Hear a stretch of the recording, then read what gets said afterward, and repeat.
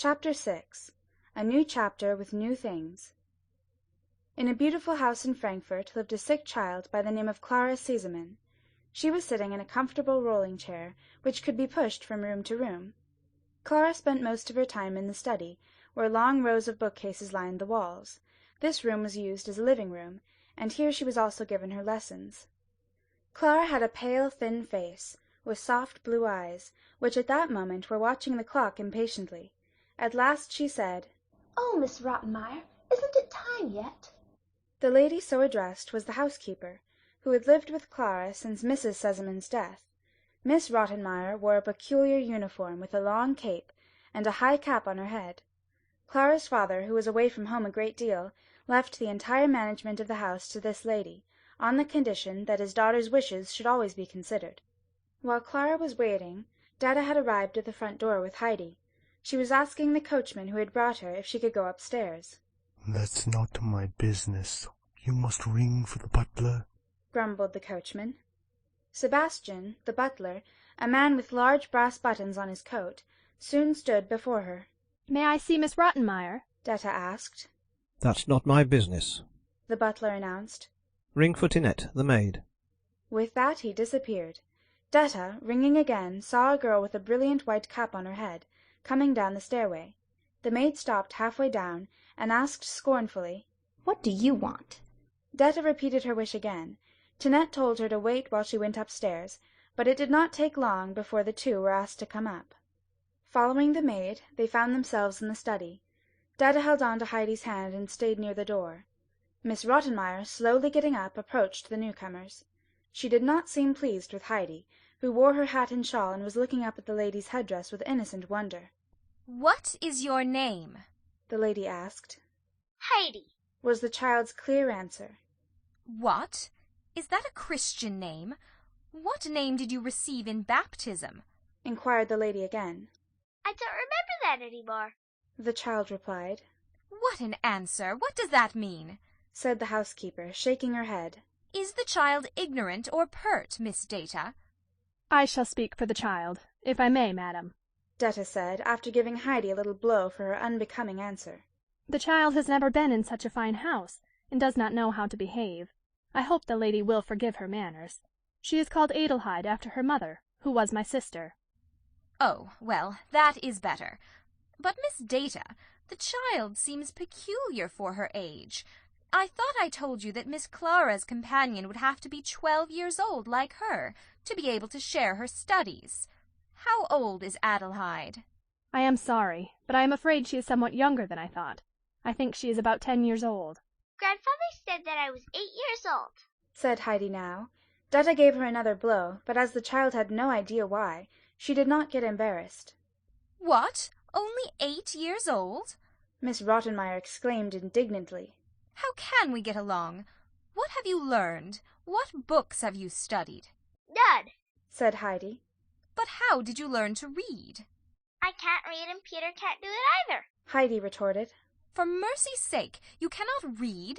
cried the lady in her surprise. "How is it possible? What else have you studied?" "Nothing," replied Heidi truthfully. "Miss Data, how could you bring this child?" said the housekeeper when she was more composed. Detta, however, was not easily intimidated, and said, "I am sorry, but I thought this child would suit you. She is small, but older children are often spoilt, and not like her. I must go now, for my mistress is waiting. As soon as I can, I'll come to see how the child is getting along." With a bow she was outside, and with a few quick steps hurried downstairs. Miss Rottenmeier followed her and tried to call her back, for she wanted to ask Detta a number of questions. Heidi was still standing on the same spot. Clara had watched the scene, and called the child now to come to her. Heidi approached the rolling chair. "Do you want to be called Heidi or Adelheid?" asked Clara. "My name is Heidi and nothing else," was the child's answer. "I'll call you Heidi then, for I like it very much," said Clara. "I've never heard the name before. What curly hair you have.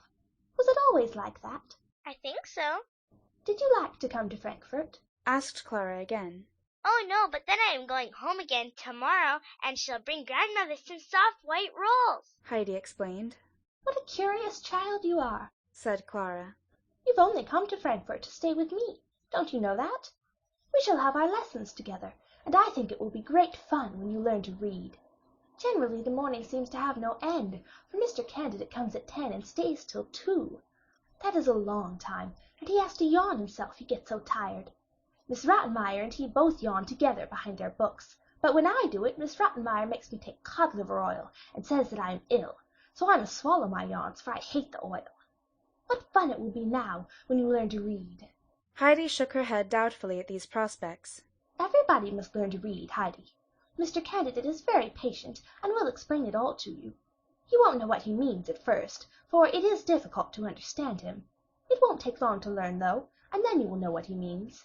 When Miss Rottenmeier found that she was unable to recall Detta, she came back to the children. She was in a very excited mood, for she felt responsible for Heidi's coming and did not know how to cancel this unfortunate step. She soon got up again to go to the dining-room, criticizing the butler and giving orders to the maid. Sebastian, not daring to show his rage otherwise, noisily opened the folding doors. When he went up to Clara's chair, he saw Heidi watching him intently. At last she said, "You look like Peter." Miss Rottenmeier was horrified with this remark, and sent them all into the dining-room. After Clara was lifted onto her chair, the housekeeper sat down beside her. Heidi was motioned to sit opposite the lady. In that way they were placed at the enormous table. When Heidi saw a roll on her plate, she turned to Sebastian and, pointing at it, asked, "Can I have this?" Heidi had already great confidence in the butler, especially on account of the resemblance she had discovered. The butler nodded, and when he saw Heidi put the bread into her pocket, could hardly keep from laughing. He came to Heidi now with a dish of small baked fish.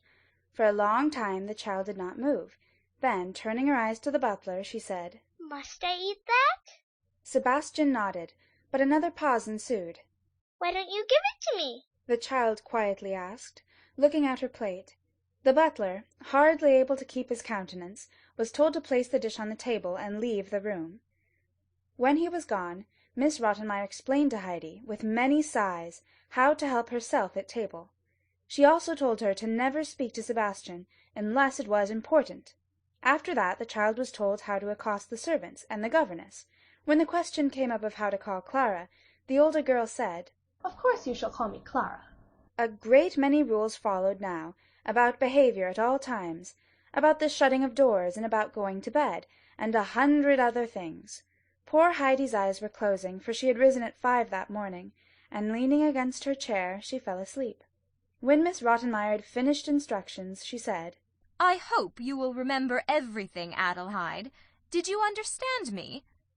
Heidi went to sleep a long time ago, said Clara, highly amused. It is atrocious what I have to bear with this child, exclaimed Miss Rottenmeier, ringing the bell with all her might. When the 2 servants arrived, they were hardly able to rouse Heidi enough to show her to her bedroom. End of chapter 6.